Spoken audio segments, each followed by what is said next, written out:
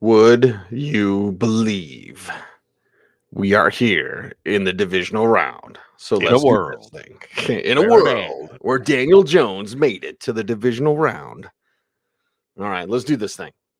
You got a team, here's a word to the wise. You want to dominate your league? Go to Football Guys. Football, I'm living in a fantasy. Football, got everybody mad at me. Football, cause every game I had to win. Football, I gotta be a champion. Football, I'm living in a fantasy. You've got to be a champion, of course, and to do that, you've got to get through the divisional round. We are here to preview the games for you, Cecil, Lammey, and Sigmund Bloom on the Audible and Saturday. Jacksonville, Kansas City. We talk about it all at the same time, Bloom, because it's playoff times, and then we'll give our predictions at the end.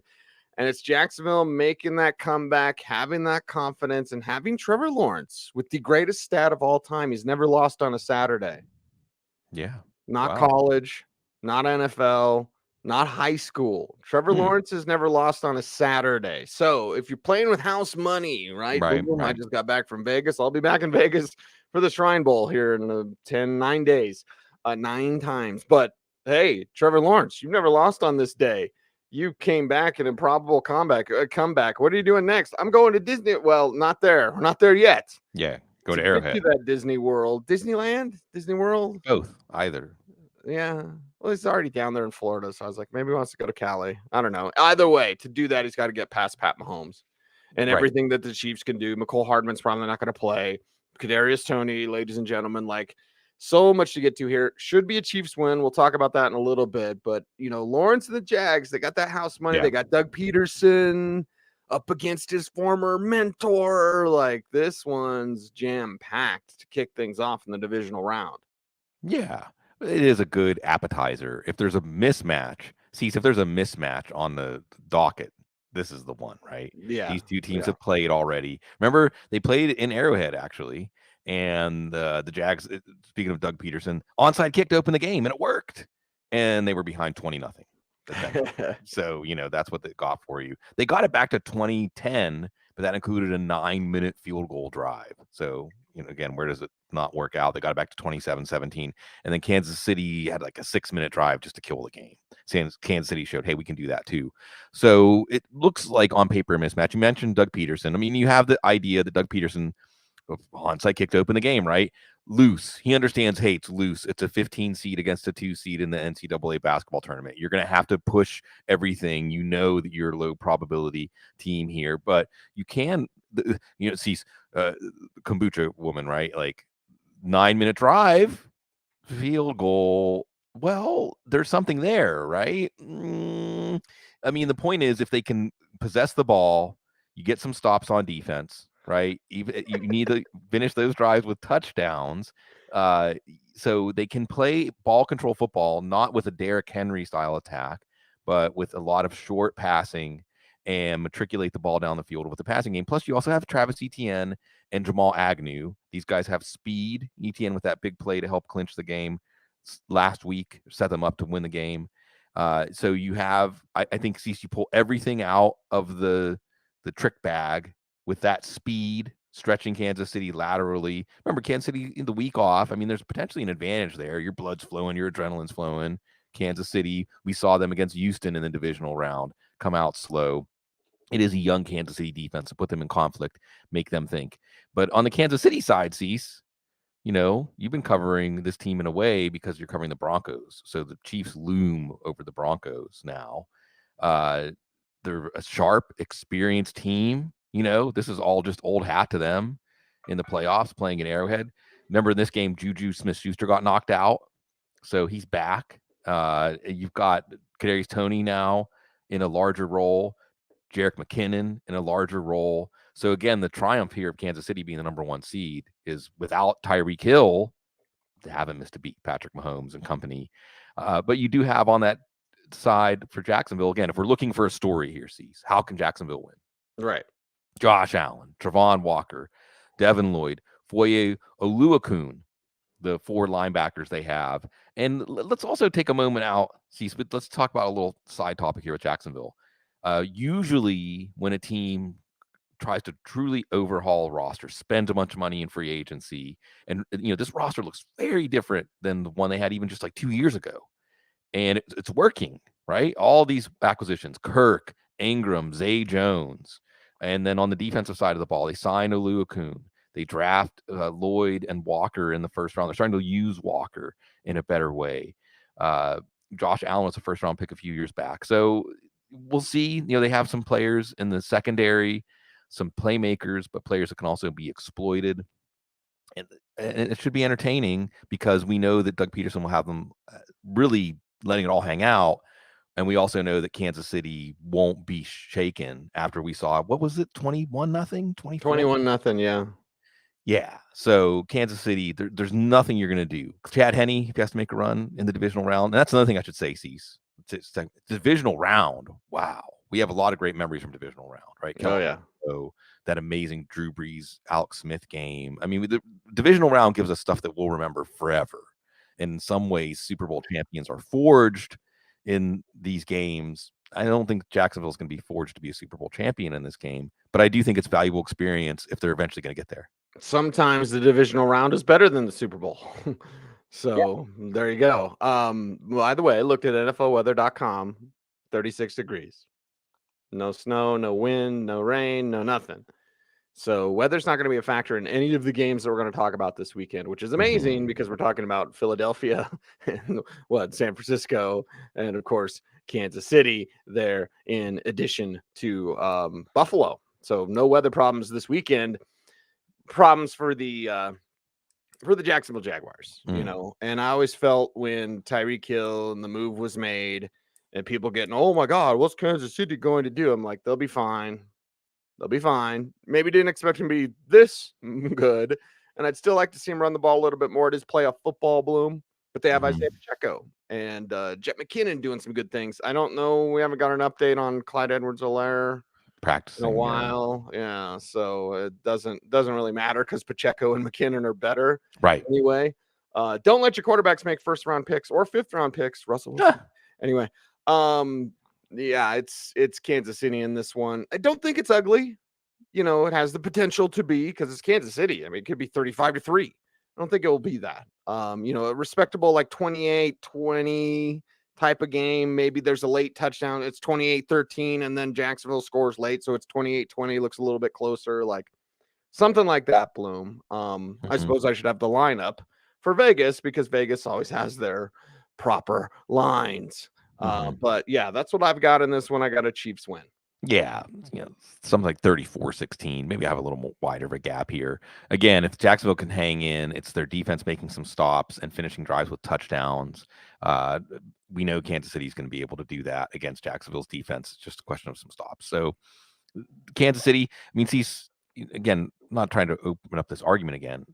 Okay, Kansas City's not a dynasty, but they've had one of the best 4-year stretches in NFL history. I mean, if you look at any kind of metric or anything, what this team has been doing for the last 4 years, maybe it's only one Super Bowl, but I think that this team, what they're doing, Cease, is they don't have letdowns in the playoffs. Even when they do have a letdown, even when Mahomes gets hurt, I mean, they barely lost to the Bengals when they just walk through a half, but they dominated that Bengals team for a half. This is a really, really good team, and a really, really good team has to have a really, really good game to beat them. And I don't know if Jacksonville's going to do either one of those. And I know they've already done it, Bloom, so it's not a one-for-one comparison, but the Denver Nuggets are going to have their third in a row MVP, Nikola Jokic. He's going to win the MVP for the third year in a row. Nobody else. I mean, there is nobody else. Right. They're the best team in the NBA. Doesn't matter unless you get a ring.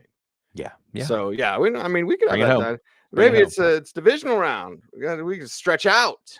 You know what I mean? Like, we don't have any time constraints. Actually, I do have to go in a little bit. But anyway, I'm kidding. Let's move on, shall we? And talk about our next contest up. And it is the Giants. And it is Philadelphia. Here we go, Bloom. We talked about it with Giants and Eagles. Danny Dimes, a cover athlete here on the show on the divisional round. And I love how the Giants lean into it. And I love Brian Daboll. I absolutely love him. Now we do love our Eagles. We love our man Jason Wood. Be excited about this one. But I love the fact that Daboll's like, because he had every excuse in the book. He could have come in kind of, maybe lazily put something together because he doesn't like Daniel Jones or whatever. Maybe he could have tested him. Maybe he could have tried to make him do stuff that he's not good at. And then he could have washed him away easily. Brian Dable could have washed away Daniel Jones easily. Washed away Saquon Barkley. Like, it's just not working and whatever. Let's redo it. Instead, Brian Dable comes in. He's like, what do you do? What do you don't do? Okay, let's do that. Barkley, and they're not using Barkley as much as a receiver. Maybe they're trying to give him a little break because, whatever. The 91 catches seems like forever ago. But I just love that it's not even creativity, Bloom. It's just practicality. What works? Okay, do what works. Now, Jalen Hurts isn't going to be 100% for the Eagles. We already know that. But the Eagles can pretty much do whatever they want. And if there's ever a case for MVP, Jalen Hurts, speaking of MVPs, Bloom, watch the games with Gardner Minshew. So they'll be fine with it. No. So let's talk about this Giants-Eagles NFC East divisional matchup in the divisional round. Yeah, 3 out of the 4 teams NFC East. Remember, Jalen Hurts was part of a debacle last game of the season involving the NFC East just 2 years ago. So interesting how quickly a division can turn around, and we have this matchup. Let's go to a larger topic for a second, Cecil. I want to tee this one up for you. Eric Stoner, who is one of my favorite. You haven't mentioned him in a while. I haven't mentioned him in a while. Eric Stoner pops up. What's up, Eric? Daniel Jones is going to get that Bortles bag, isn't he? Maybe with a sense of like, really? Again, we're going to do this again. And I'm seeing the debates, right, Cease? I'm seeing the debates. Franchise tag him, transition tag him. Don't pay him.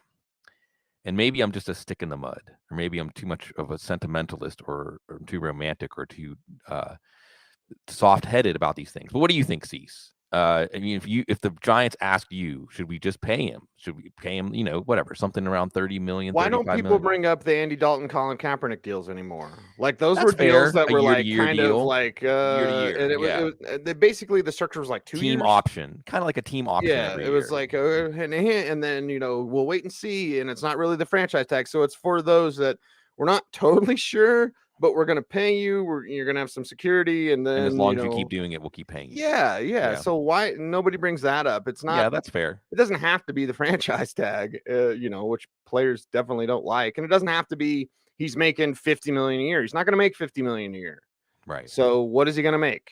All right, figure it out. And those 2-year deals, they seem to work for Dalton and Kaepernick for a while anyway. Yeah, and look, I think he's earned it. I mean, that's the thing. I guess, that's where I maybe bristle a little bit at the conversation of, is he really going to get paid? He's earned it. He's earned it this year. I mean, we can look at Jalen Hurts in this game as a similar case where you say, well, what do we think of Jalen Hurts as a passer last year? Okay, add A.J. Brown, and now all of a sudden, what do you have? Who's Daniel Jones been throwing to this year? So if we're saying Daniel Jones did this, if we're saying do the math for a quarterback's performance, either minus or plus their surroundings. And it's not like he did it throwing to Jalen Waddle and Tyreek Hill. Well, that's the thing. Hey, Tua really looked good this year. It's throwing to Waddle and Hill. Yeah, the wide receiver core this year was supposed to be Tony, Robinson, and Galladay. Yeah, and he was throwing to Slayton, Hodgins, and Richie James. And that's another thing I love about what you saw Brian Dable do, because he's like, Kenny Galladay, you don't work the way we want you to. A little banged up, whatever. I don't care. I don't care how much you're getting paid. We want to win games. The plan is to win, right? I thought the plan was to win. So on the Giants side, going into the playoffs, I said this yesterday. Going into the playoffs, I might have said, yeah, look, it was 48-22. Now, in week 18, the Giants put Davis Webb out there. It's a pretty close game. Davis Webb's fired up. The crowd's fired up. The Giants fans are fired up. And it was pretty close with Jalen Hurts playing. Now, Jalen Hurts. It's a sentence and a name. So is he going to be that much healthier now 2 weeks later? We'll see. From a psychological point of view for the Giants, to have played that game in week 18 and play them pretty close with Davis Webb, them knowing psychologically going into that game, they have nothing to gain. And that's going to make them more confident in this game. Philadelphia, how are you going to answer the bell? I know there's some players on this Philadelphia team that have won the Super Bowl in an Eagles uniform. There's a lot of experience, more experience than on the Giants side, but the Giants also have that dangerous underdog mentality, and you have Daniel Jones surging, right? So I know, and a lot of the things that Matt Waldman has talked about Daniel Jones, we can point to instances of it, and it's always going to be an Achilles heel. It's always going to happen at the worst possible time, right? Daniel Jones has a kind of obliviousness about him. Like he's too focused. Sometimes he has blinders. So did Joe Flacco. Sure. And Joe Flacco's been brought up as this is going to be another Joe Flacco situation. Well, look, Joe Flacco had one of the best 4-week stretches a quarterback has ever had, ever. He was unconscious. Yeah. So why don't we want to live in a world where that gets rewarded with generational wealth and your name being in the book of forever? Anyway, what you see, Cease, when you look at Daniel Jones, when he's playing confident the way he is right now, is his mobility comes into play. He's formidable. I mean, he's in that Ben Roethlisberger mold in the sense where he's not easy to bring down. Josh Allen, he's not easy to bring down. And he's an athletic quarterback, and he's a quarterback who will throw from odd platforms or otherwise remains dangerous as a runner and a passer when the play breaks down. And you're starting to see that, and you're starting to see him really be able to put the offense on his shoulders. And then you have Saquon Barkley, who's been getting more involved as a running back. And again, Cease, look, if this isn't a story where you say, bring back Barkley, bring back Jones, let's keep this together. This is good. This team has greatly overachieved. So what can they do when everyone gets more experience and you get even more assets? Now what can this team turn into? Come on. Why wouldn't you want to keep these guys together? Pay Barkley for 3 years. Pay Daniel Jones for 3 years. Send a message. And the Philadelphia defense, speaking of money and resources, not as imposing lately, right? Against Dallas, not as imposing, this Philadelphia defense. Now, on the Philadelphia side, how's Hurts? We saw Philadelphia just get destroyed by Tampa last year in the playoffs, but they had no expectations. Remember, this was when the NFC East was the NFC least. How does Hurts respond with expectations now? How does this Philly crowd? I know they won a Super Bowl. That's supposed to cleanse everything, right? Because this is the team.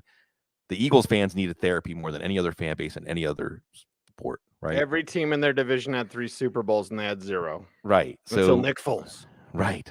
But, you wonder if there's a calming influence here with A.J. Brown, how much the offseason movement of wide receivers plays into here. Miles Sanders playing for a contract, you bring him back, but certainly he's made a lot of money this year, done a lot to help this team. Devontae Smith, Dallas Goedert is healthy.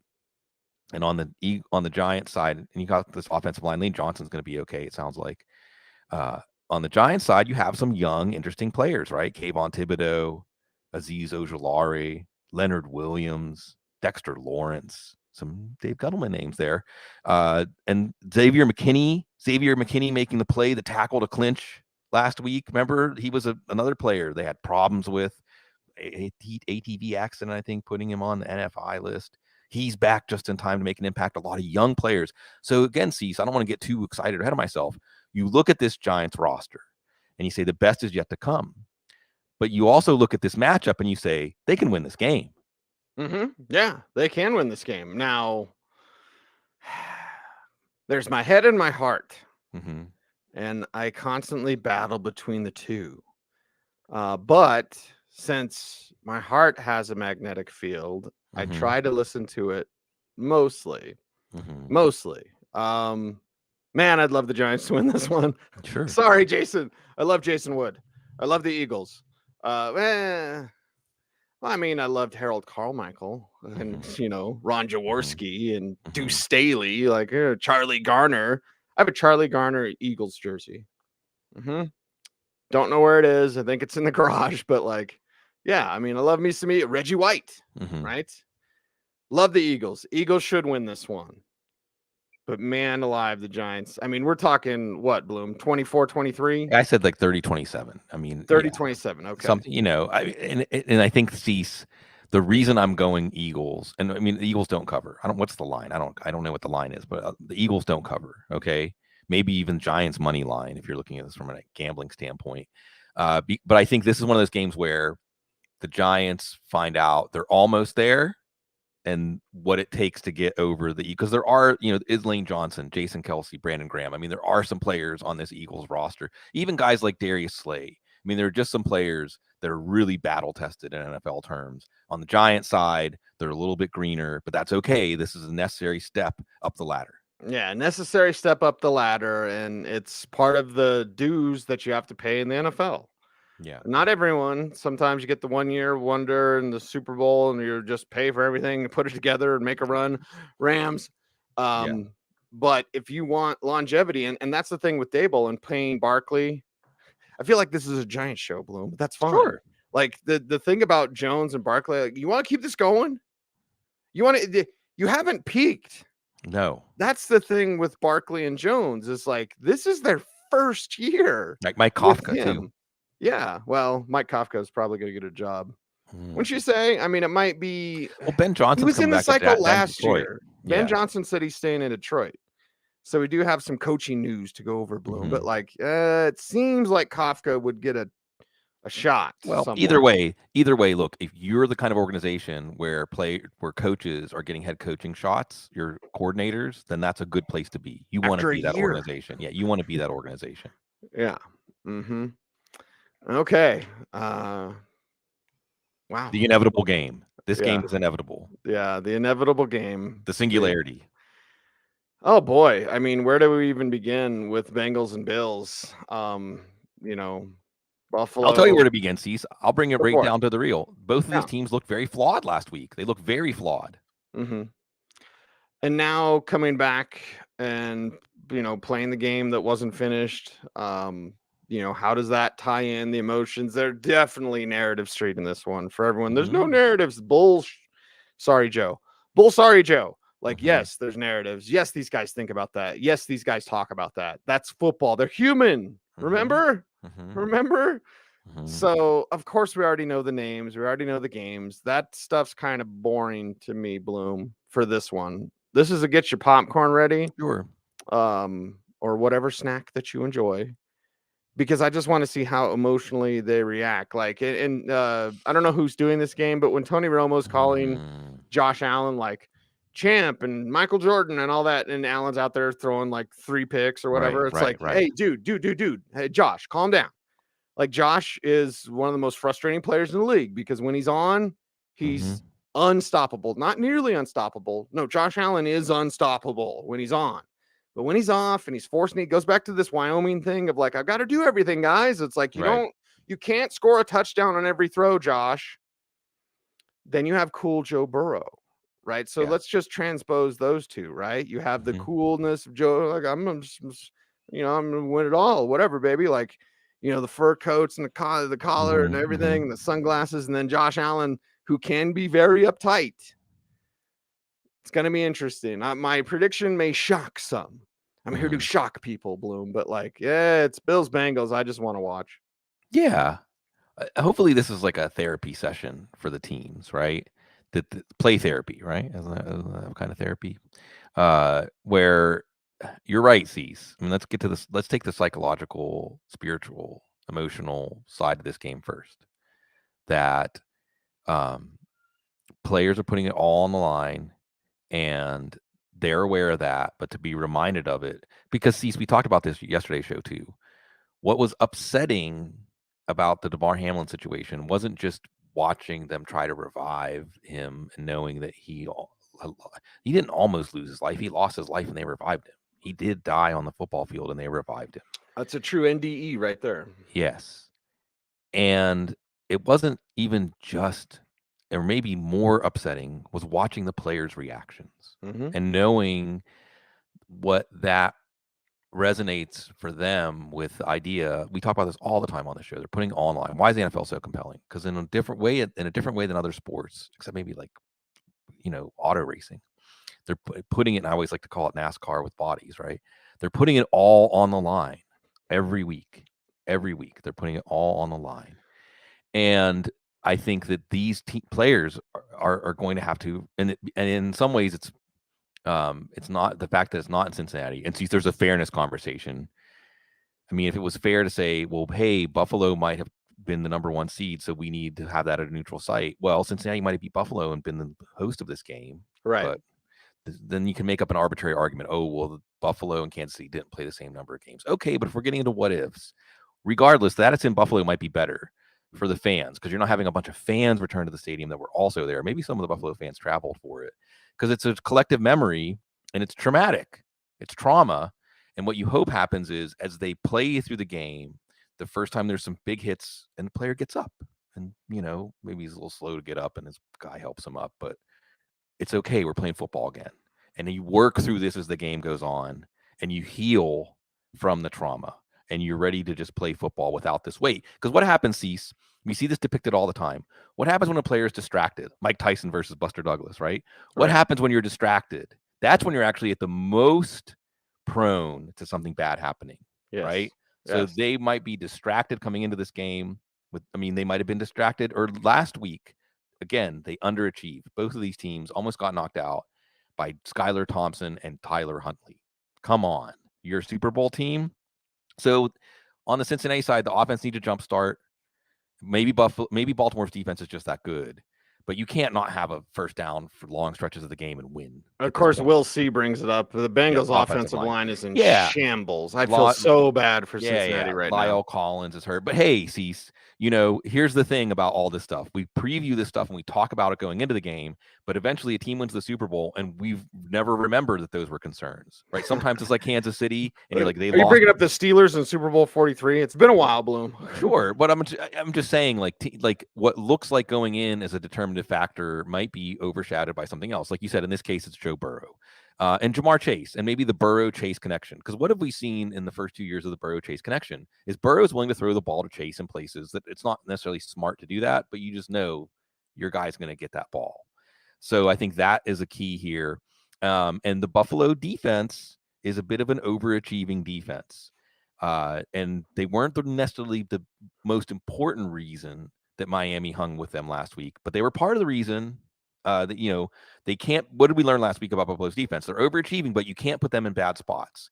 Josh Allen can't be putting them on short fields, can't be making them defend short fields. Right. And I think that's one of those things where it all comes back. So on the Buffalo side, it's Josh Allen.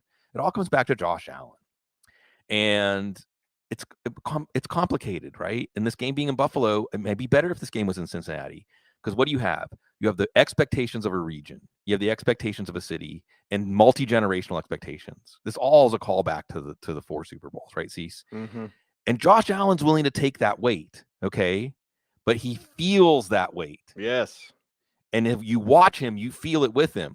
It's almost like watching your kid, where you feel the great danger of, oh my gosh, we have to live with this for the rest of our lives, that we weren't able to do it, compared with the potential, like true, freeing, joyous triumph. Like the whole range on any play, on every play is right there available to you with Josh Allen. He has to limit the mistakes. They're not going to get away with this against Joe Burrow like you did against Skylar Thompson. You wonder, Cease, if you step in here and you have a more balanced game plan. I mean, you just maybe in some ways you take the ball out of Josh Allen's hands a few more times early in the game to help him settle down. And if they only liked Devin Singletary, that would work, Bloom. Right. Or James Cook and his fresh legs, or even Nyheim Hines, who had those big kick return touchdowns.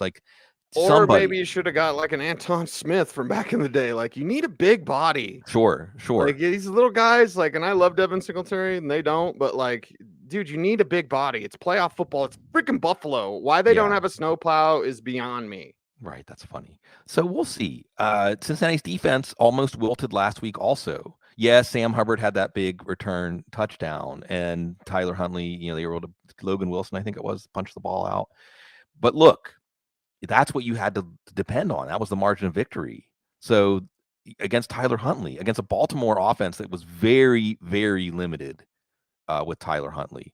So that Cincinnati defense, which was a strength for them in last year's playoffs, almost wilted, almost let them down. I mean, they made the play to win the game, but only because they were pushed with their backs against the wall and had to make that play to win the game. And so who were you confident in, Cease, here? Joe Burrow, I guess, but they didn't get a first down for like 20 minutes in that game last week, right? It's so hard to say, and that's why I think we keep coming back to like limiting mistakes, not being in bad spots, not being at a disadvantage, more than somebody rising to the occasion. But then you hope that the process of this game loosens everybody up, put this behind us, and look ahead maybe to the winner of this game being able to go into Kansas City or go into Atlanta and win. But it's a very difficult game to pick, Cease, and it truly is unprecedented. We've never had anything remotely like this in NFL history. I have an idea for the Bills to win. Can they rent one of the Bengals backs? Because if you want to take the air out of the ball, Ryan Mixon.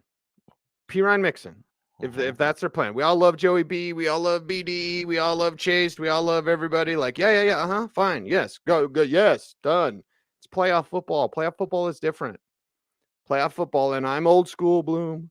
So I'm like, Mr. Run the ball. Run the damn ball. So if Cincinnati wants to, and it's not sexy and it won't score the points, but it'll keep Josh Allen cold. It'll put more pressure. It's like Josh Allen is that scale because he feels that weight, right? And he's able to balance that weight. Oh my God, they found a guy that can balance the weight and the pressure of Buffalo. And then when you put one more thing on, it's like too much. Yeah, it's too much. The straw. If you run the ball, you control time of possession. Now that puts more pressure on Josh Allen, and more pressure on mental pressure on Josh Allen means he might start playing hero ball. So, I mean, my best friend's a Bills fan. Shout out Biggie. I'm going to take Buffalo, but man alive, I don't even know the score. Everyone wants like 38-35. I don't think it'll be that at all. No. I'm thinking more like 24-21. Yeah, I had 2017. I had 2017 in this game. Okay. And it's so, again, see, with the sliding doors, right? If the 13 seconds didn't happen, right? Even if the Bills go and lose to the Bengals the next week, but if the 13 seconds didn't happen, and the Bills had, as a team, an experience of winning a big game in the playoffs, right? I mean, a game that wasn't a game they were supposed to win going in, then you would feel a little bit differently. But you look at these two sides, you look at these two quarterbacks, you look at these two coaching staffs. One of them has the experience of overachieving in the playoffs. One of them has the experience of when everything's hanging in the balance, is your guy going to make the play or is the other team's guy going to make the play? Our guy's going to make the play. And even against the circumstances they had, we kind of dunk on Deshaun Watson and the Texans for losing that 21-0 lead, but that's what the Bengals did to the Chiefs in Kansas City last year. The Bills did have a miraculous back and forth heavyweight battle at the end of that game against Kansas City last year. But you just wonder, Cease, if you can simulate watching the game, right? And if it's a drive and Joe Burrow has the ball in his hands, I know he wasn't able to do it in the Super Bowl last year. Offensive line is a potential issue here, but you feel more like you'll believe that Burrow is going to do it. With Allen, like you'll be on the edge of your seat. You'll want to see, but you won't be sure. You won't know, especially with the Buffalo fans. And I think that's why I have to say the Bengals 2017. And I think it's probably like 17-17. Burrow gets a field goal, Evan McPherson with like 45 seconds left. And some sort of inexplicable bounce or error or mistake. 7 sacks. See, as much as interceptions last week, 7 sacks worries me. That worries me with Hubbard and Hendrickson and Joseph Osai. I mean, just and Allen is going to hang in, and it's going to be a good game. And more than anything, whoever wins, of course, my heart's with Buffalo. I want to see Buffalo's fans. I want to see that community. I want to see them get a Super Bowl.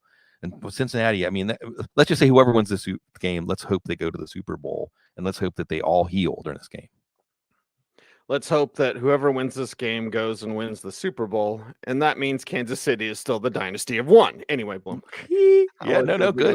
Call back to that, yeah. I was going to pick on that. Cowboys, 49. How about them Cowboys? Sure. Yeah. I mean, this, it's got some stuff. And some stuff, and Bengals Bills is like, why didn't they finish on Bengals?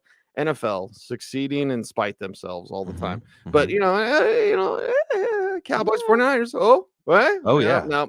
Oh, yeah. Right. I love Kamuta girl. It's life. So Cowboys 49ers. All right, Cowboys. Let's you did it, and you retired Tom Brady basically. So let's see you go do it against the 49ers. The 49ers have been this dance before. Last year, Bloom? They stopped the Cowboys season, and the Cowboys were supposed to roll over them. So, yeah, it's Brock Purdy, whatever. Brock Purdy doing his Joey B, Joe Burrow impression. Okay. Yeah, we already know what this is. So check whoop ass is a very undisciplined defense, and it's very chaotic. Okay, and that's what Dan Quinn does with the Cowboys. The precision of the 49ers offense and the Shanahan West Coast system works quite well against that sort of chaos. So will Dallas have more discipline defensively? Because basically in Shanny's offense, they are trying to move laterally. Who's the one person that's out of position and then attack? And they do it time, and they do it with Debo, and they do it with McCaffrey, and here's Elijah Mitchell, and here's Brock Purdy dealing, and don't forget about George Kittle and Brandon Ayuk. Like, they got you, man. They got you. I've probably already given you a clue as to my prediction. Right. But I want to see if Dallas learned anything from last year. Yeah. Well, again, Cecil, I'll harken back to this, like we said in the Kansas City game. To beat this San Francisco team, you're going to have I don't know what happened with Jarrett Stidham. Can you harness the spirit of Jarrett Stidham? That's the key for Dak Prescott. Can you be as good as Jarrett Stidham? So we do have that lingering. But this San Francisco team, watching the teams last weekend, if there's a team between these two that you watch, that's a Super Bowl team. In San Francisco, it's not quite Dallas. I think with respect to Dallas, I think what we saw is no, Tampa wasn't rope-a-doping. They're just a bad team in a bad division. And one team has to make the playoffs from that division. And that was Tampa Bay. No, I don't think this is something that is necessarily redeeming for Mike McCarthy or makes me think this team is more focused or ready than they were last year. Because like you said, San Francisco puts you into a different kind of bind offensively. And by the way, San Francisco's defense I've heard is pretty good. I've heard they got pretty good defense. So this is a good game though. Cease, don't you feel like the winner of this game probably will go to the Super Bowl? Yeah. I mean, if Dallas can beat San Francisco and Santa Clara, then that's the mountaintop, not Philadelphia or the Giants. Right. And if San Francisco eliminate Dallas, which I think is a team that, at least from a talent standpoint, is right there with Philadelphia. I mean, I think they can go into Philadelphia and win, or maybe the Giants will come down to San Francisco. There's been some classics between those two teams in the playoffs. But Dak Prescott and company, they all look primed, and they know that Tony Pollard's better than Ezekiel Elliott. So they got that right. Here we are at the end of this season, and they understand that Tony Pollard has more to offer than Ezekiel Elliott. And they have CeeDee Lamb, and they have Dalton Schultz, and T.Y. Hilton, and Michael Gallup. So they have their arsenal weapons. Offensive line, remember offensive line worries at the beginning of the season with this team? And Tyron Smith, is he healthy? Is he playing? I'm not 100% sure. My point is just that we're not even worried about that offensive line. On the San Francisco side, did you feel, Cease, like Brock Purdy, like the controls of the airplane, right? Like you can fly in the simulator, in the regular season simulator, as much as you want, but actually flying the plane in real conditions, shaky at first, but you trust your instruments, you trust your plane, you trust your play calls, you trust your teammates, right? Right. And you level off. And that's, I think, what you saw with San Francisco last week. It was 17-16 at halftime. But you saw Brock Purdy, I think, trust the machine. You're just the driver.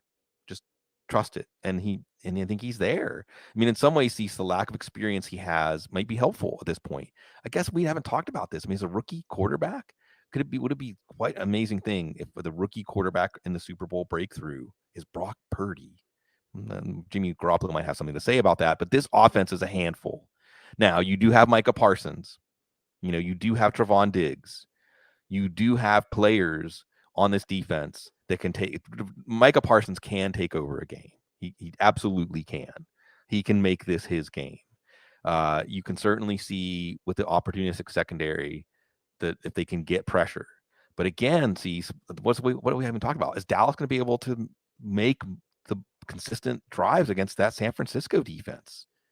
I mean, that's the thing about San Francisco. They might have the best defense and the most difficult to defend offense. It's tough. It's tough to pick against San Francisco.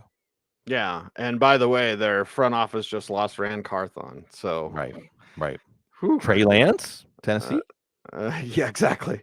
Please. Maybe that was part of the deal. Like, hey, could you please take him with you? I don't think Trey Lance ever plays for the 49ers again. Yeah. That's just me. And I'm not even sure if Tom Brady goes there next year now because of what Brock Purdy is doing. Sure. So there you go. San Francisco for me. Yeah. maybe this one's the laugher. I don't know. We started with the Jacksonville game. Like maybe this one's the most out of hand. Like, no, maybe this one is. Yeah. Maybe. I don't think so. But as we saw with the San Francisco-Seattle game, like it could start out, hey, it's 17-10 Cowboys. Right. But then it finishes up 31-17 49ers. Mm-hmm. So, second half adjustments, that offense. And it's, again, once you get past the first 15 in that offense and you start rhyming. Mm-hmm. And so as a defender and as a defensive play caller, you're seeing the same stuff. And then all of a sudden, and remember the relationships we have here, Dan Quinn, Kyle Shanahan, right? The knowledge of everything. Like, and when you Practice. see the same stuff, you're waiting for that hook route to be a hook and go. You're waiting. You don't know when it is. So give me the 49ers in this one. Yeah. Potentially big, but I'll say, how about this, Bloom? How about 27-17? I had like 29-13, so not quite as close. But yeah, I just think that Sam, right? And the other factor here that I didn't even bring up is Mike McCarthy. I just don't see in a tough game a Mike McCarthy team overachieving in the playoffs. It's not something I'm used to seeing. I think it is something that affects the team. And I just think San Francisco, and I'll admit to being wrong because I know it's out there, receipts, that when Jimmy Garoppolo went down, I said, well, there goes San Francisco's Super Bowl hopes. No, not even close. Not even close. Even at this moment, with Brock Purdy, they might be the Super Bowl favorite, and we'll see. We'll see what's revealed. We'll see what we learn, and what should be another great divisional weekend. And again, Cease, one that, unlike any other, that we are reminded of mortality. Not exaggerating, actual, literal mortality on the field and what players risk. But in the end, it's about the family, and the championship is the goal, but I think the teams that win the championship are the teams that grow together the most. And this is when it's, what is it, Cease? You're on the Oregon Trail and you got to circle the wagons. You got to decide how you're going to get across the river and all those things. We're in that Oregon Trail part of the season. And I think the teams that grow together will eventually, that's going to be the team that wins. You grow together with us here on YouTube and our podcast, however you're listening. We appreciate you. Bloom, final thoughts. Yeah. Well, I mean, just my final thoughts are just, again, I think the headline here is hopefully there's like a cleansing, like a ceremonial release in that Cincinnati Buffalo game. I hope we see Cincinnati Buffalo especially overachieve in a way that restores some confidence that they can get to the mountaintop this time around. But I still think we're going to learn about Philadelphia and where they're at. Giants, Jacksonville, already A+++ for getting this far. Kansas City, business as usual. San Francisco, business as usual. You wonder if those two are going to meet again. You wonder who's going to take the L's in the divisional round. That's right. It is a wrap for the Audible. He's Sigmund Bloom.